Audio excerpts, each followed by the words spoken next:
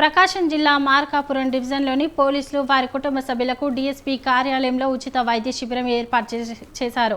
ఈ వైద్య శిబిరాన్ని ఎమ్మెల్యే కందుల నారాయణ రెడ్డి రిబ్బన్ కట్ చేసి ప్రారంభించారు. ఒంగోలులోని ఆస్టర్ రమేష్ హాస్పిటల్ ఆధ్వర్యంలో ఈ శిబిరం జరిగింది. వైద్య శిబిరంలో పోలీసులు వారి కుటుంబ సభ్యులను డాక్టర్లు పరీక్షించి తగిన సూచనలు చేసి మెడిసిన్ అందజేశారు.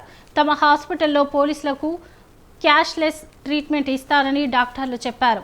శిబిరంలో డీఎస్పీ నాగరాజు, సిఐ సుబ్బారావు, డివిజన్లోని ఎస్ఐలు, పోలీసులు, ఫ్యామిలీలు పాల్గొన్నారు.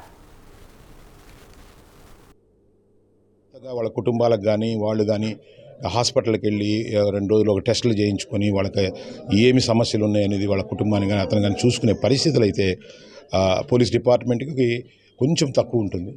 సో ఈ సందర్భంగా పోలీసు డిపార్ట్మెంట్లో మన డివిజన్లో ఉండే 12 పోలీస్ స్టేషన్లలో సో వీళ్ళందరూ కూడా ఒకసారి ఆరోగ్యాన్ని చెక్ చేసుకోవాలి.